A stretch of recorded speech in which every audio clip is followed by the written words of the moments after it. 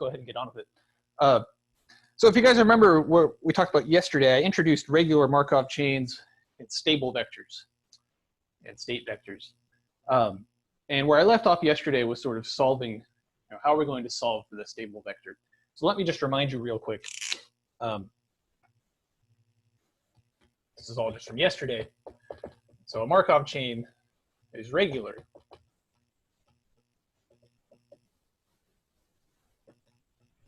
if I take a big enough power of the transition matrix P, then all of the entries will be positive. So it has all positive entries for some K. So I just need to take a big enough power of the matrix, the transition matrix, and get all positive entries. Then that means that the Markov chain is regular. And the reason that we wanted regular Markov chains is because we wanted some sort of long-term stability after many, many transitions. And so that led us to this discussion of a stable vector.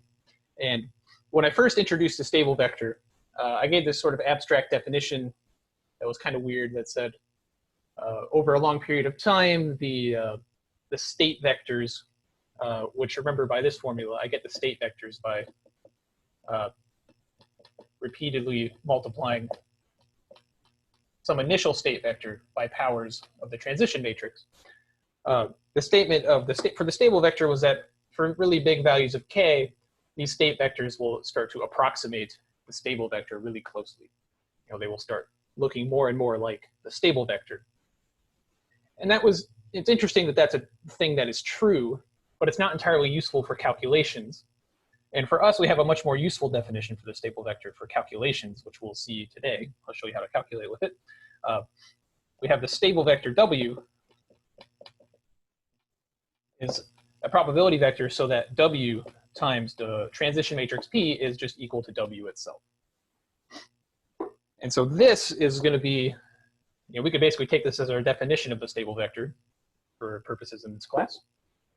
And this is how we're going to be able to actually solve for the stable vector, because this is some equation where everything is a matrix. And we had our matrix algebra topics back in chapter 6. So we know how to solve such equations generally. And so that's what we're going to do. So this will be our definition for the stable vector that we can actually apply. Okay. So that's what I want to pick up with today, is this discussion here. So let's go ahead and press forward with that.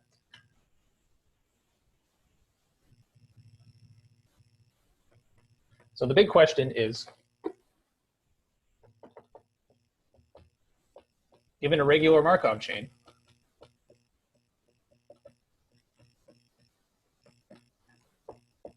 how on earth are we going to find the stable vector W?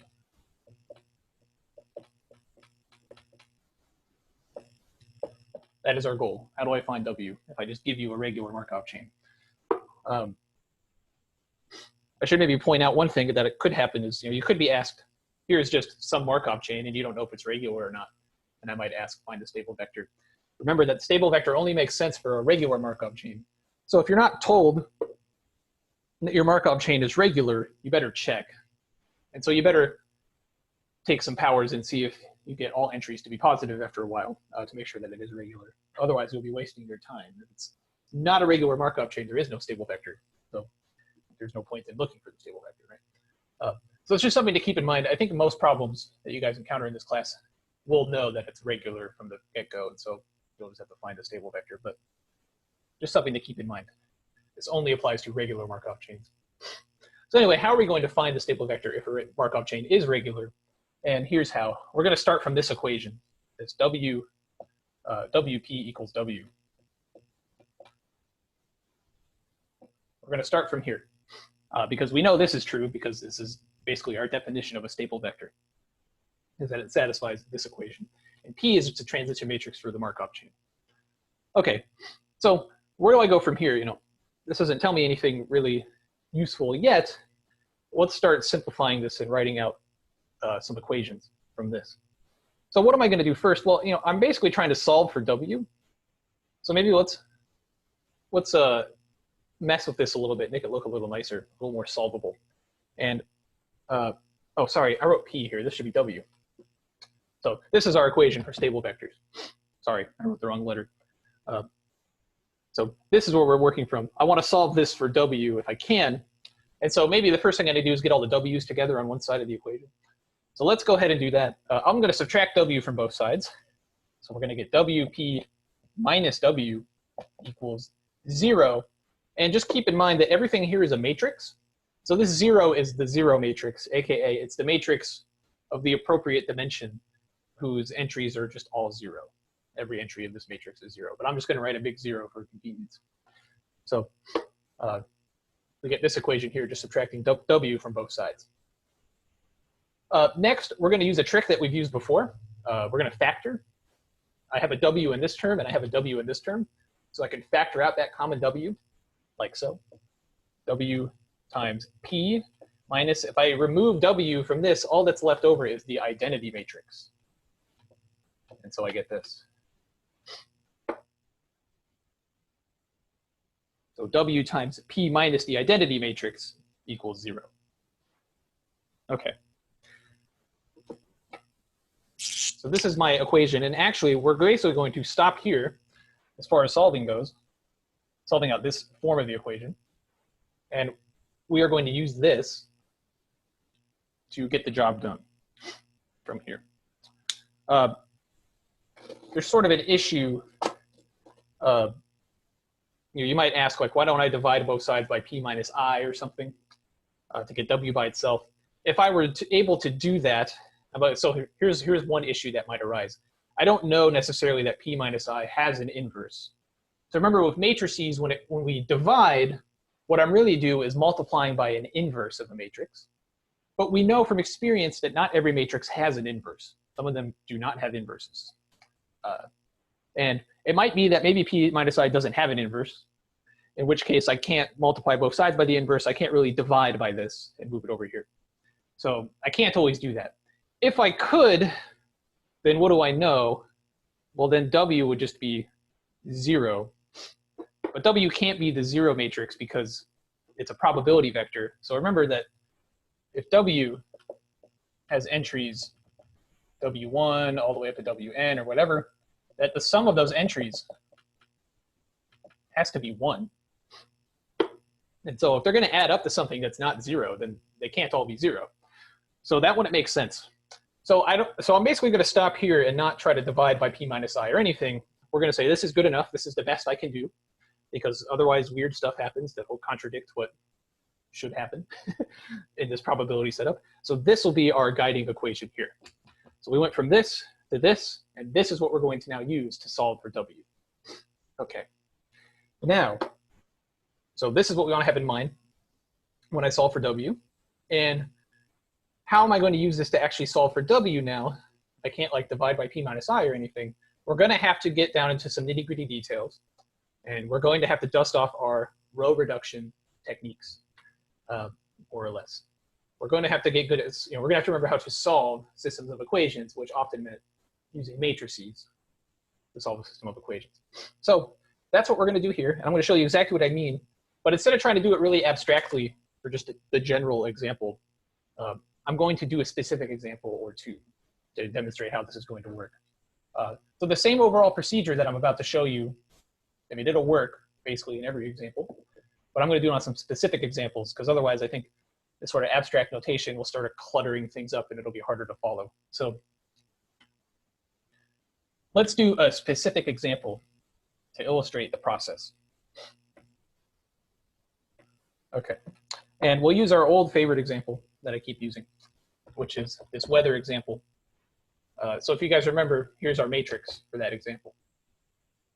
It's 3/4, 1/4, 1/3, 2/3. This was our sunny, rainy weather example, where those were the only two states, and these were the, this was my transition matrix. So I already know that this is a regular Markov chain because these are already all not 0. So this is regular. And so the question is, what is W? What is the stable vector for this guy? And we can find it by, again, we're going to look at this equation. So here's what I would do. Here's what we're going to do. Let's go ahead and write down W. I don't know what W is, so I'm going to have to use variables. We're going to write this down. So maybe step one is write W equals W1. In this case, it'll only be W1 and W2 because there are only two states. It's either sunny or it's rainy. So there's just two W's, W1 and W2. And we know for a fact, because this is a probability vector, W1 plus W2 equals 1. This is going to be very important in a moment. So I'm writing that equation down to emphasize that we need it. W1 plus W2 is 1. Okay, so now we have this equation, right? We have W times P minus I equals the 0 matrix. Okay, so what I'm going to do is I'm just going to write this part out and set it equal to 0, the 0 matrix, and I'm going to see what that tells us. So let's write this part out. So first, let's find P minus I. What's P minus I? P minus I is, well, I just take this matrix and I subtract the identity matrix. Remember that the identity matrix in this case is 1, 0, 0, 1. It's the 2 by 2 identity matrix. So I'm just going to subtract these two matrices in this order. So what do I get? Well, 3/4 minus 1 is minus 1/4. And then 1/4 minus 0 is 1/4. 1/3 minus 0 is 1/3. And 2/3 minus 1 is minus 1/3. So this is P minus I. Okay.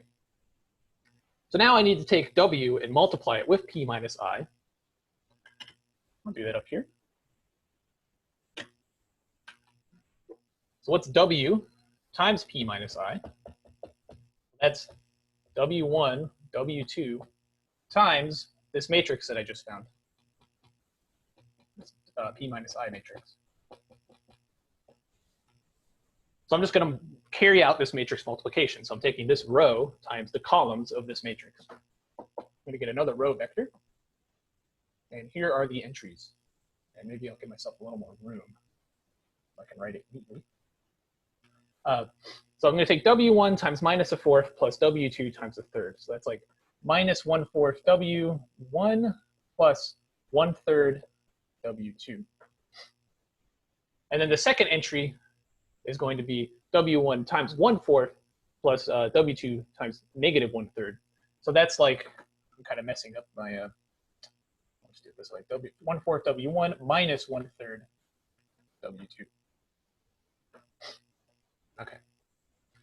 So minus 1/4 W1 plus 1/3 W2, 1/4 W1 minus 1/3 W2. That is my, that is the result of this W times P minus I. Okay, but now I'm supposed to set that equal to the 0 matrix. So I have to set this equal to 0. So what I have is minus 1/4 W1 plus 1/3 W2 and 1/4 W1 minus 1/3 W2 is equal to the 0 matrix, 0 thing, which in this case is just going to have 0, 0 inside of it. So it's a 1 by 2 0 matrix, if you will. That's the appropriate dimension here. And so that means that this entry is 0, and this entry is also 0. So that defines, hang on a second here. Cats can't help but walk on my keyboard. Make sure they don't mess anything up. Okay. I'm worried that someday they're going to shut the power off on my laptop or something in the middle of a lecture. Anyway, what this gives me is actually two equations. It gives me an equation that says this is equal to 0, and it gives me another equation that says this is equal to 0. So what I have now obtained is a system of equations. By just multiplying everything out, setting it up this way, I have now acquired a system of equations that looks like this. I have minus, well, I'm going to write it this way. I have minus 1/4 W1 plus 1/3 W2 equals 0. I have 1/4 W1 minus 1/3 W2 equals 0.